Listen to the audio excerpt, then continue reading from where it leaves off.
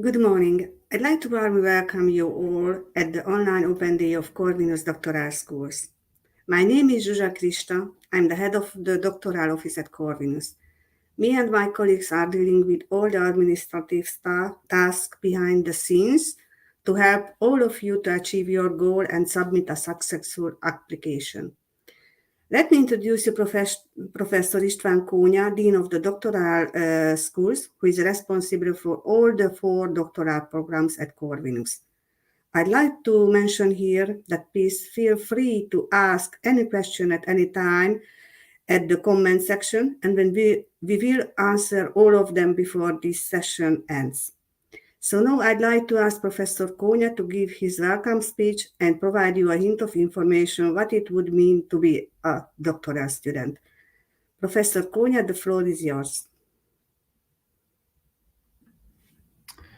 Thank you very much. I've prepared a few slides, so if I can get them. Yes, thank you. So again, my name is István Kónya. I'm Dean of Corvinus Doctoral Schools, and I would like to give you a sort of a general introduction into what it means to be a PhD student in general and a PhD student at Corvinus in particular. So first, why do you actually need a PhD? The main reason to get a PhD is that you want to pursue an academic research career. So if you have basically no inclination to become an academic, or if you have no interest in research, then a PhD is not for you. On the other hand, if you have if you always wondered what it is to do research, how it is, how is research life, then you should consider starting a PhD. There are some additional reasons why you might want to start your doctoral studies, and I listed a few of them on this slide. So you are curious and you want to understand the world around you. You want to deepen your knowledge of a particular research area. Even if you don't necessarily want to do research, but you think that you need to get further knowledge in order to have a more successful professional career, then you might want to consider a PhD. And finally, but also importantly, even if you don't think you're going to do research, but you have some interest in researching interesting questions, then a PhD would actually help you get a job, start a career in various policy-related institutions, either at home or abroad. So, following up on that, on these thoughts, let me quickly give you an idea about where you can actually start a career once you have a PhD. So as I said earlier, having a PhD mostly prepares you for an academic career. So the most obvious career path are universities, research institutes, where you take up a job as an assistant professor or a junior researcher or something like that.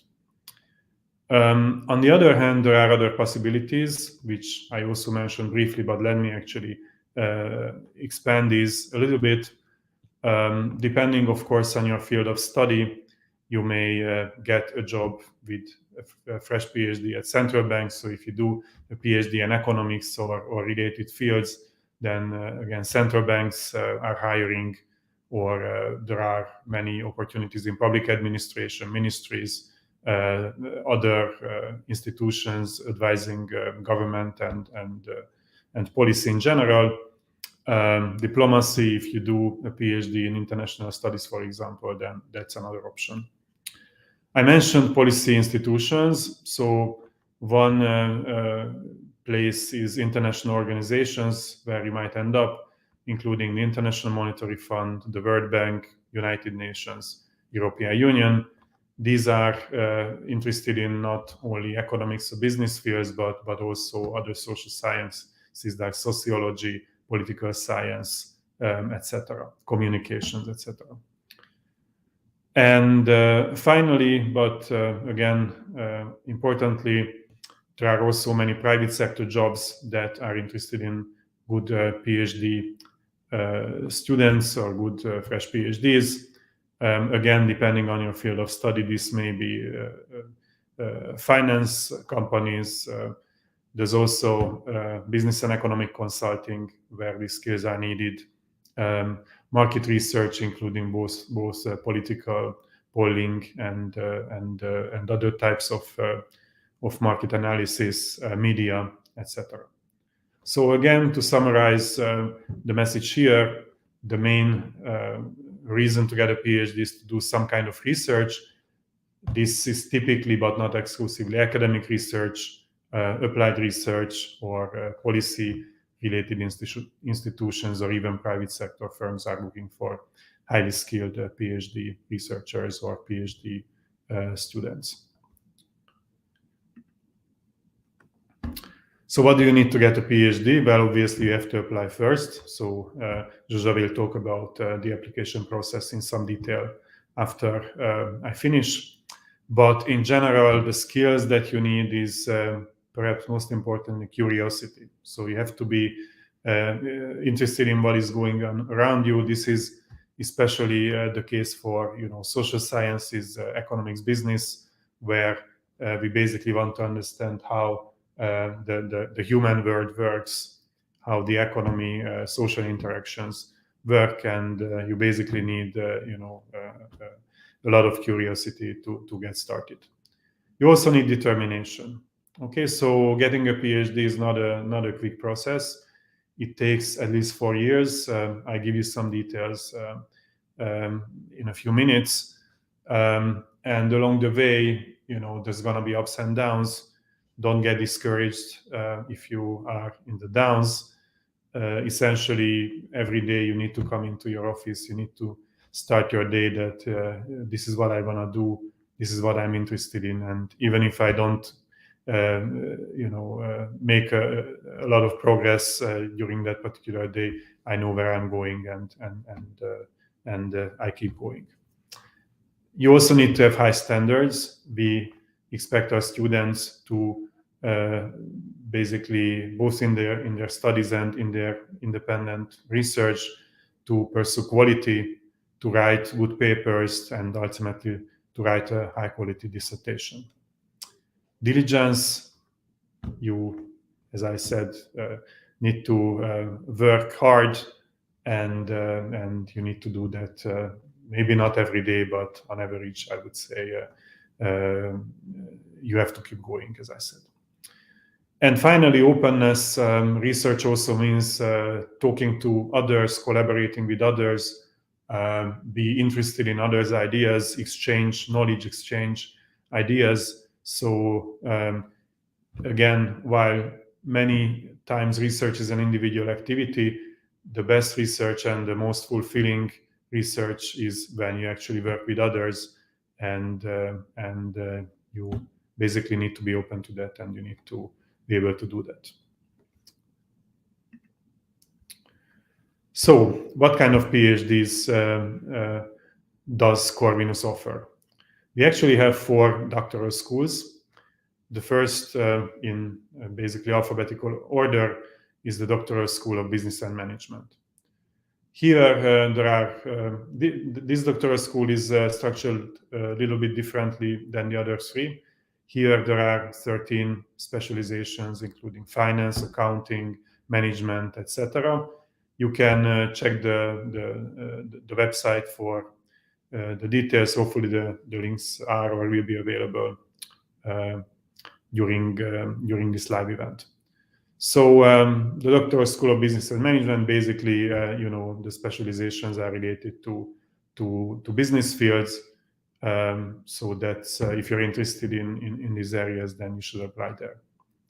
Then the second doctoral school, again in alphabetical order, is the Doctoral School of Economics, Business and Informatics.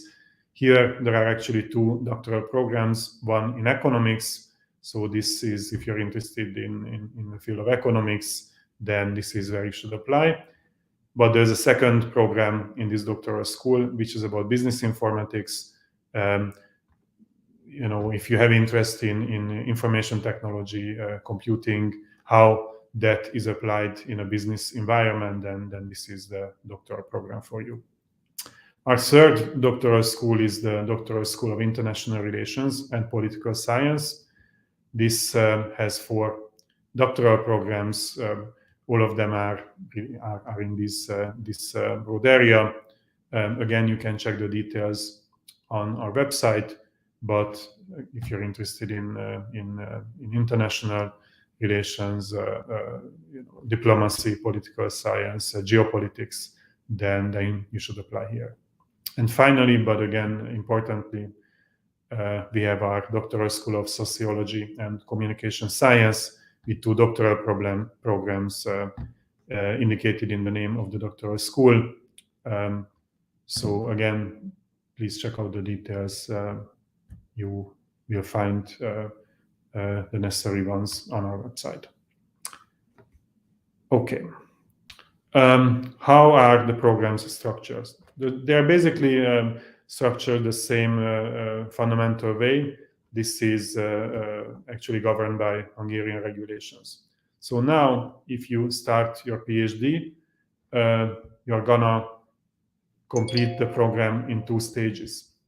The first stage is basically about formal studies. You take classes, and also from the start you have an advisor, and with the guidance of your advisor you do individual preparation, you read papers, write short essays, survey the literature, etc. Okay, so for the first 2 years you basically gather knowledge, you start working on independent ideas, but that is sort of preparing you for the second phase. Okay, the second phase is the research phase. This is where you write your dissertation. Let me just mention that the first stage is finished by a so-called complex exam. So you do this at your second year, and if you successfully pass the complex exam, then you enter into the research phase. Again, that's when you write your dissertation, and at the end of the 4th year, hopefully, you basically submit your thesis and you defend it, and then you get your PhD degree. Let me emphasize that individual research is actually important in our program from the start. So you learn presentation and academic writing skills from the beginning. You start kind of simple research ideas from the beginning. Basically, the idea here is that you learn these skills, you write a few starting papers during the first 2 years, and then you're ready in the second 2 years to jump into your main activity, which is writing a thesis.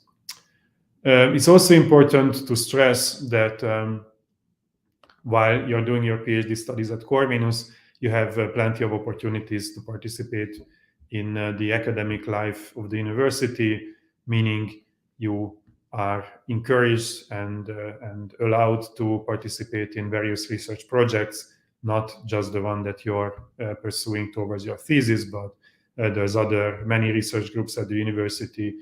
Depending on your program, you're again highly encouraged to get involved in the projects that are running at that particular institute or at that particular part of the university. We also partly expect and also encourage teaching activities. Teaching is a great way to learn about your subject. You also practice your oral presentation skills, and basically it's a great idea to get involved. We do expect that, and we encourage that, as long as it doesn't interfere with your main activity, which is gathering knowledge and writing good thesis. So why would you pick Corvinus? Corvinus is a leading institution in business, economics, and social sciences education in Hungary. I would say most of these fields, it is the leader, domestically at least, and also recognized regionally and internationally as a high-quality research and teaching university. You get a PhD degree, which is recognized across the European Union. We have many areas, as I tried to show you a few minutes ago. We have 4 doctoral programs, 4 doctoral schools, many doctoral programs. So there's a wide range of subjects and research areas from which you can choose. Our programs are taught in English, and our advisors are generally active in international academic life. So getting a PhD at Corvinus also allows you to join international research projects and to basically start getting involved in international research activity. We have various scholarships. What is relevant for you is the Corvinus Doctoral Scholarship, and we have a state scholarship program. Unfortunately, the state scholarship program is open to citizens of the European Economic Area. In order to be eligible for Corvinus Doctoral Scholarship, you need to be eligible for the state scholarship as well. So basically, let me explain a little bit here. So if you get a state scholarship, then Corvinus scholarship is built on and paid on top of that. It's a more selective program, so getting the state scholarship does not necessarily mean that you get Corvinus doctoral scholarship, but it's a possibility, and it basically expands your financial resources considerably. There's various other ways to get resources. Obviously, you're highly encouraged to bring your own funding, but participating in teaching activities or research projects, you can also supplement your income. Again, the main goal of getting a PhD is not to build a nest egg, but to get knowledge and get started as a researcher. So, but again, the possibilities are there to get a decent living while you're studying. And let me again mention, although I have done so a couple of times, that we encourage and help you getting into teaching and research activities while you're at the university. So that's pretty much what I wanted to say here. Thank you for your attention. If you have any questions, then we are here after Zsuzsa gives you some practical information about the programs and in particular about the application process. Then we are going to stay and we'll be more than happy to answer any questions you might have. So thank you for your attention again, and now the floor is Zsuzsa's. Thank you. Thank you, Professor Kónya. So if you are interested in what the Dean said and would like to apply, I'd like to provide you some practical information on how to apply and what you need to do to submit a successful application. Naturally, all the information can be found at our homepage, and my colleagues at the background will provide you in the comment section all the useful links you should know to get more detailed information on our doctoral programs. So I asked my colleague to see my presentation because I'm sorry, this is the last one. Yeah. So now let me show you very briefly the organizational structure of the doctoral education here at Corvinus. There is Corvinus Doctoral Schools, which is an umbrella organization coordinating all the doctoral programs. The University Doctoral Council is a supreme decision-making body responsible for doctoral education, and its work held by the doctoral cabinet. The University Doctoral Office is in charge for the administration overall, and there are also the 4 doctoral schools. As Professor Kónya mentioned, Doctoral School of Business and Management, Doctoral School of Economics, Business and Informatics, Doctoral School of International Relations and Political Science, and Doctoral School of Sociology and Communication Science. Here you can see the general requirements for application. You must have a master's degree. Unfortunately, we do not accept part-time MBA degrees.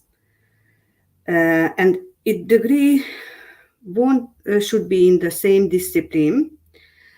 And if you are getting your degree this year, you are allowed to present it at a later stage until the 1st of September at the latest. And you also have to have a language exam. If you meet these requirements, you can apply. Here you can see the documents required for application. Make sure that you have every document you have to submit before you start filling out the application form, because the system won't remember you, and it means if you do not submit your application, you will lose all the data you have entered beforehand, and next time you should start from the beginning. So make sure that you have your professional CV, a detailed research plan or essay or motivation letter, depending on the doctoral school, copy of your document certifying the education, the language exam certificate, and or any other document certifying professional, scientific, or any other practice you have, and also the proof of payment of the administration fee. So feel free, add any other document you feel relevant. You can apply online, but this online platform is available only during the application period, which means between 15th and 30th of April 2022. I would like to here also highlight again that this platform can be filled only once, and you can upload all the required documents in PDF format. After you submit your application, you will receive a confirmation email about your successful application, where you can also check which documents you have uploaded. Since this online platform is not currently visible, I'd like to briefly describe its structure and how you can fill it step by step. First, you have to provide your personal details, residence, educational background. Here you can upload your master degree or choose to upload a certificate on the master degree. You can give your data on your language exam. The language exam paper, you shouldn't upload your language exam paper, but provide all the data on it. I mean, which language you have it, the data of the language exam, date of the language exam, and etc. Then you should apply for a certain doctoral school. Here you should choose which doctoral school you want to apply. You can choose more than one doctoral school, but in this case, order must be specified.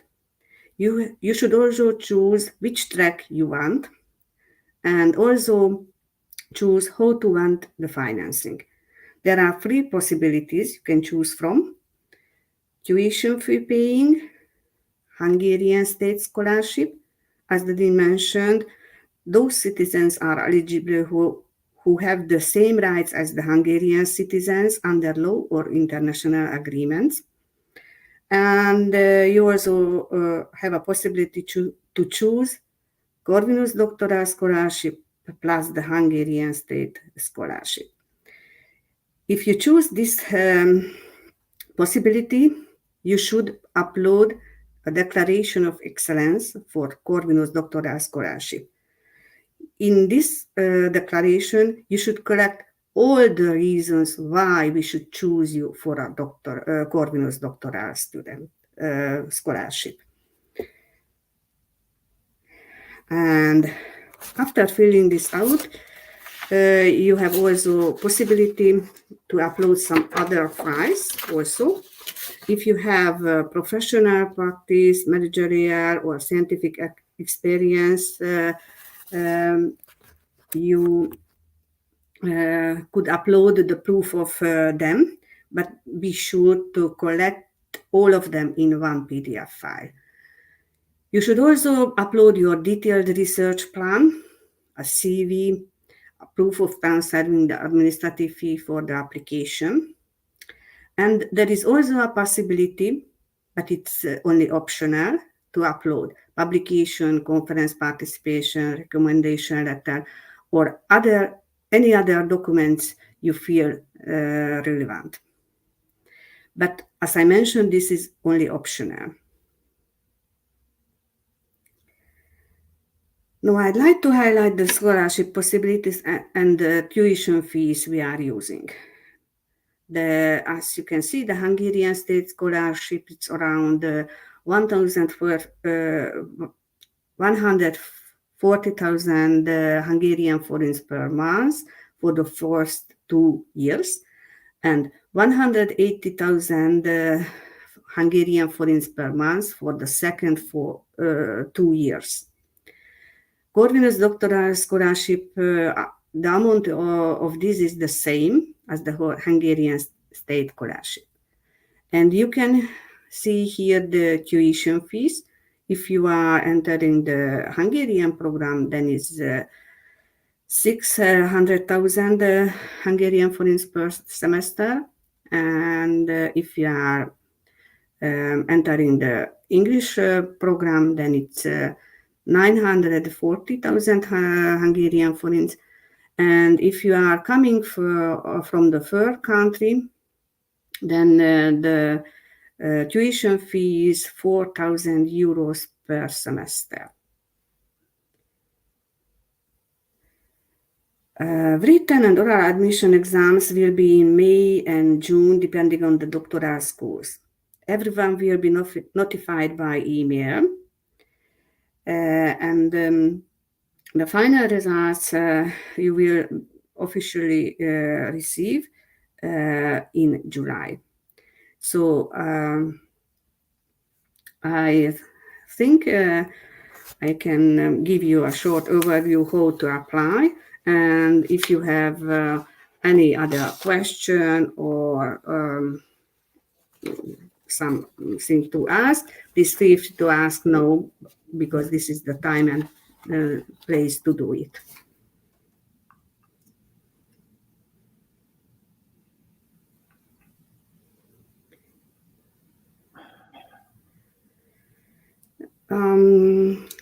I see that is there any funding for non-EU citizens? Unfortunately, I do not know about it. Maybe your home country can offer something. So there is a program for citizens of developing countries called Stipendium Hungaricum, but it starts earlier, so it's kind of too late to apply for that one. And again, it's only open to countries of developing and some emerging countries. But if you're interested in, then we can give you some details. But again, it's too late for this year's application. Yes, yeah. My previous study was in English. Yes, it certainly can be counted as language proficiency. So you do not need a language exam in English in this case.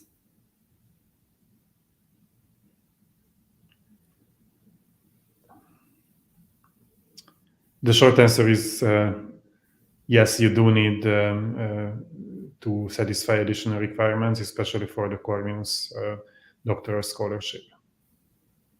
Although those requirements are, of course, absolutely in line with your PhD studies anyway. So I would encourage you to apply. I think, Zsuzsa can give you some details. Yeah, if you are choosing the Corvinus Doctoral Schools, in this case, you are allowed only work part-time. And there is a contract where we describe what you need to do for the institution you are belonging in order to fulfill the requirements.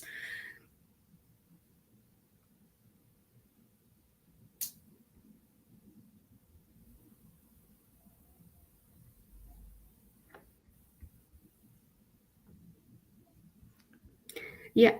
Yes. Yeah. It's absolutely still Yes. applied. You have to write a research proposal. So the selection committee basically evaluates the research proposal and the strength of the research proposal. So that's a very important part of your application package. Yeah, so as I tried to explain in my presentation, it takes 4 years to get your PhD, 2+2. There are, in some cases, it might take an additional year. Okay, but the general practice is to complete your PhD in 4 years. And this is at most, this is the time for which you can get a scholarship at most.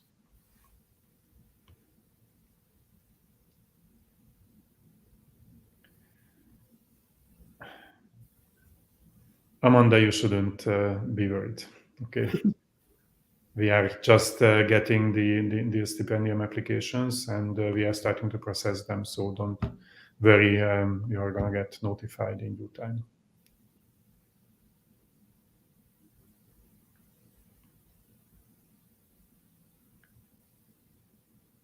Yes. I'm not sure.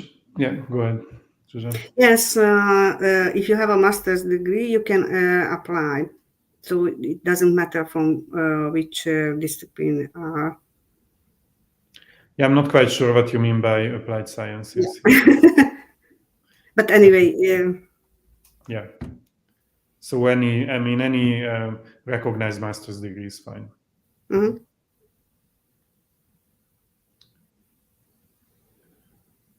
So we basically have a point credit score system where you get points for publication. So it's not, I'm not sure it's defined whether you need to publish, how many papers exactly you need to publish, but you get these publication points. So, and your points also depending on the quality of the journal. So it's that if you collect enough points that it might be, just 1 or 2 papers if they are published very highly, or more papers if they come out in lower quality journals. So yeah.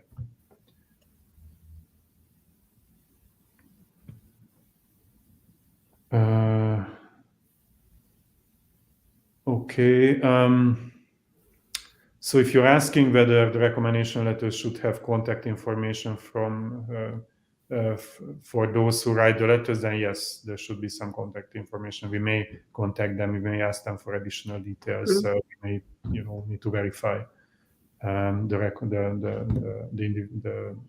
identity of your letter writer. So yes, please. E-signature, no. It's just a regular document with email address printed. That's sufficient.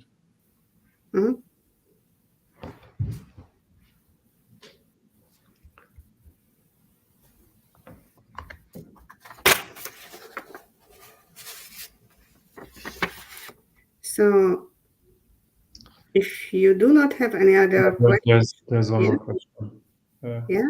From Mark Budul. Mark Bubul, sorry. Is there any conference requirement? So conferences are another way to collect research credits. And I'm not sure if there's a formal requirement to attend conferences. Certainly you get credit for them. Zsuzsa, maybe you can. Yeah, I think this is the first step to have a publication, and this is the easiest way to get publication credits if you are presenting at a conference, and maybe there is a conference booklet afterward. But this is not a requirement. You can get your publication credit from just do the publishing. Yeah. So, but anyway, going to conference is a good practice, good idea, and we have some support actually for that. So if you wanna go to conferences once in a while, then university can finance that.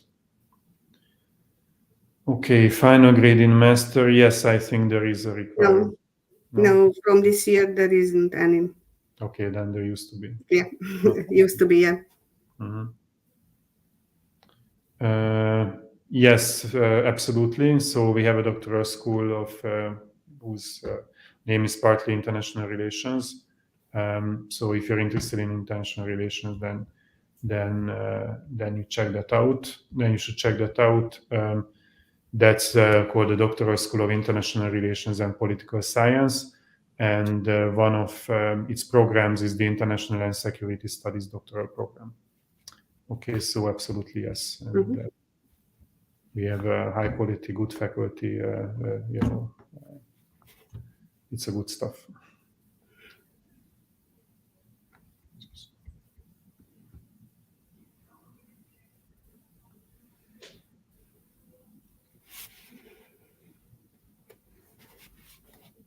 Okay, we are waiting for some minutes. Maybe you have some other questions. Let me maybe add some additional detail about Corvinus. I don't know how familiar you are with the university, but Corvinus is now basically a private research-oriented university. It transitioned from a state institution to a private foundation system, I think 3 years ago. And the goal of the university is to move even more towards high quality research and to publish and to train high quality PhD students as well. Okay, so there's a general direction into or towards even more quality. So I think that's good, and you should know. All right. Is there any PhD program in innovation policy?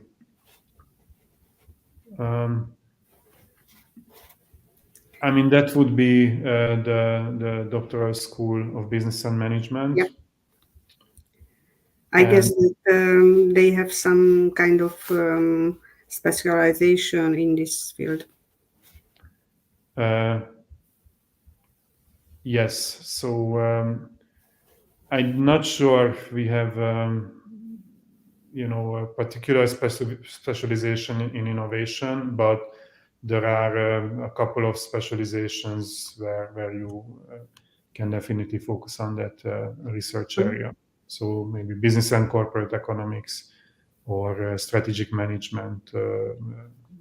So again, the best, I guess, is to check out the specializations. You can also find the heads of specializations for each of them, and you're more than welcome to contact them and write to them and basically ask them about this field or any particular fields that you're interested in.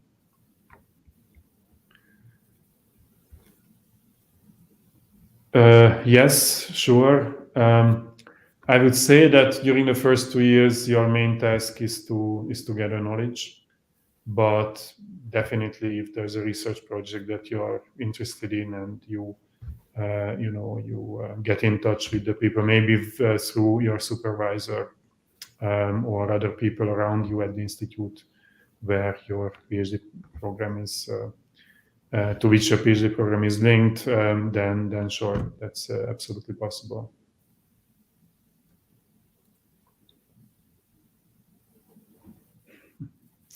Yeah. Okay. If you ask me, 20 hours per day. So thinking back to my own PhD studies, basically all I did during my first 2 years was study 10, 12 hours a day. As a requirement, you basically have to attend your classes, consult with your supervisor. There's no strict, number that I can give you. But again, ultimately, your motivation to pursue a PhD degree is that you want to learn, you want to do research. So the more, the better, I would say. Mm-hmm. Yeah, from the curriculum, you can see that there are 4 or 3 courses you should attend, plus meet the supervisor and do some research and things like that. So I can't tell you how much exactly, but more or less this is the... Mhm.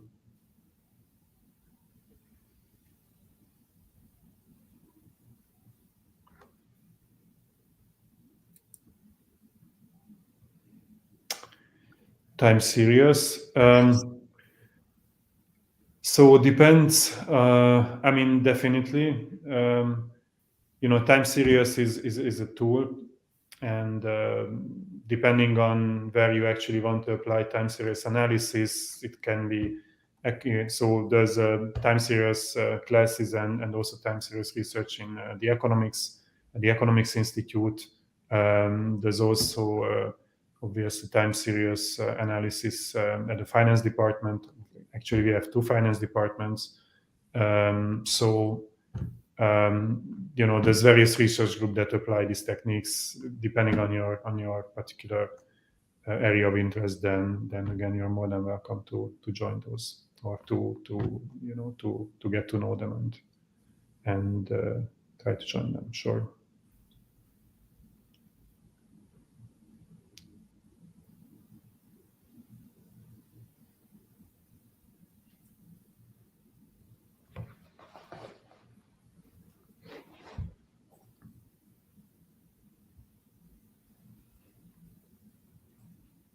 So many good questions. Feel free to ask more if you have any.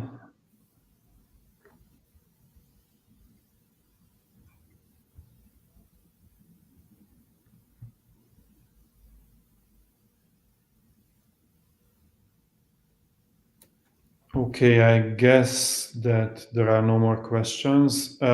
If anything comes to mind that you forgot or that you didn't realize you want to ask, then feel free to reach out. You saw my email address and also Zsuzsa's email address. You can write to any of the people at the doctoral schools, heads, program directors, people at the administration. So feel free to contact us at any time, and we'll be more than happy to answer. Yeah.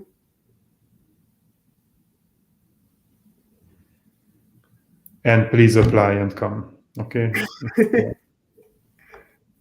Okay. You expect, last but not least, there is a question. Yes. What do you expect from PhD students? Well, again, I try to give you some ideas, but so formally, we expect you to attend and complete your classes to gather the necessary study, teaching, and research credits, and so basically satisfy the various requirements. That depends to some extent on the program you're entering, but again, by and large, these are the three activities: so study, some teaching, and a lot of research. Informally, I expect you to be around, to be involved, to work hard, to interact with your fellow PhD students, with your colleagues at the institutes, and just generally be basically a good guy and be active. Okay, so ultimately, you're the one who wants to get a PhD. You're the one who wants to do research. So it's basically up to you. We provide help and we provide the tools, but it's your ultimate responsibility and your goal to complete the program and to get as good a thesis as you can, and then you're gonna get a good job as well.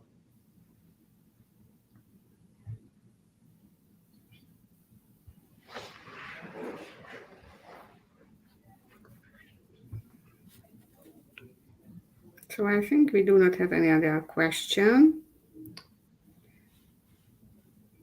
Okay, there's one more. Nominated applicants. I guess that after the Eastern holiday. Which is next week here. Yeah. Mm-hmm. So, we are just now examining the your uploaded documents and making the pre-selection.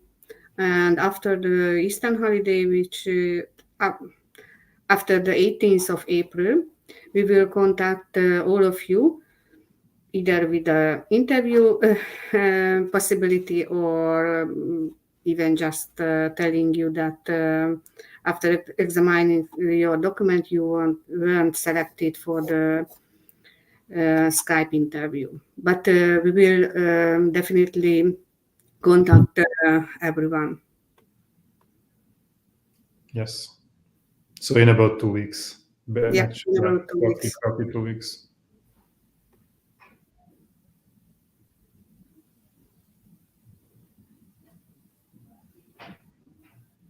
Okay, let's wait a few seconds. Mm-hmm.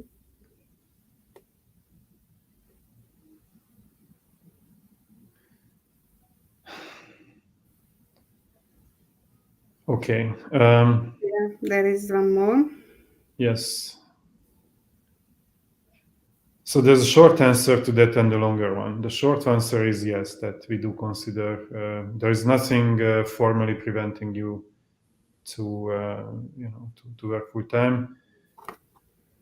Let me start. Let me now make a disclaimer that from now on I'm going to give you my personal opinion. I don't think that's a great idea, actually. I think if you're doing a PhD, then you should focus on a PhD. Working full time makes it very difficult to do that. I mean, if it's a highly related profession, depends on what you mean by that. I worked for 10 years at the central bank, and I saw people doing PhDs while working at the bank. And even though it's a highly related profession, still they struggle with their PhD studies. It's just, unless you are working at a designated research institute where you actually do academic work yourself, then I would not encourage you keeping a full-time job. But again, regulations don't at the current moment prevent you from doing that. Okay, but again, it's just not a great idea, I think.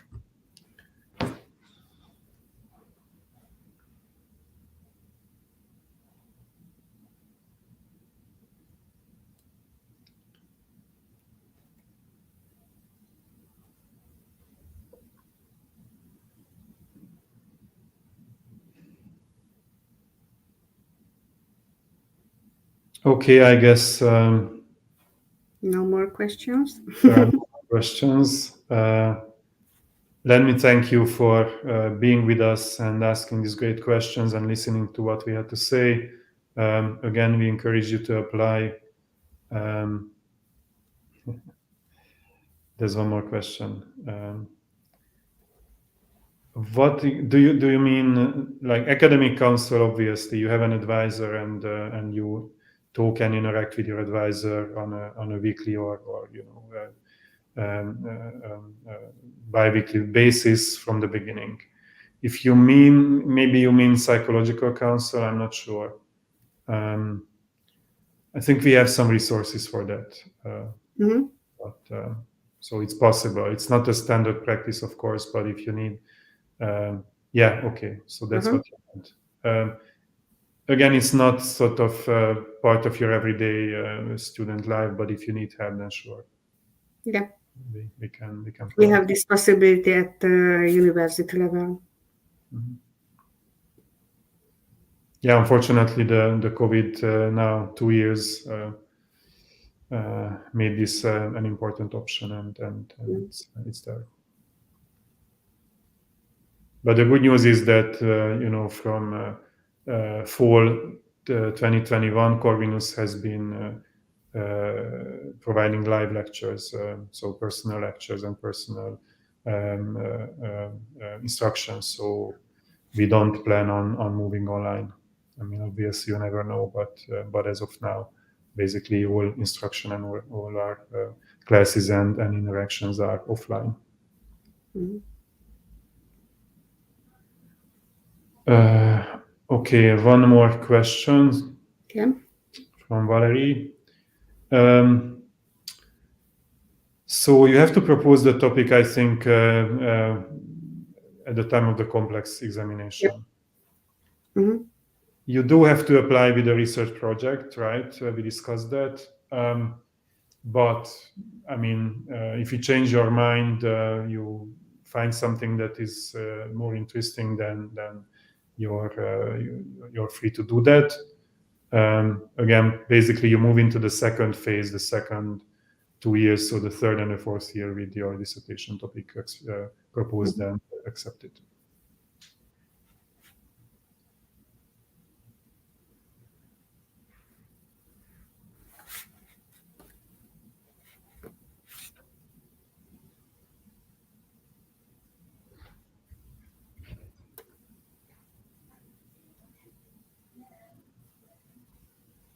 So if you do not have any other question, I would like to also thank you to actively participate at our online open day, and would like have a nice day, and please apply to our programs.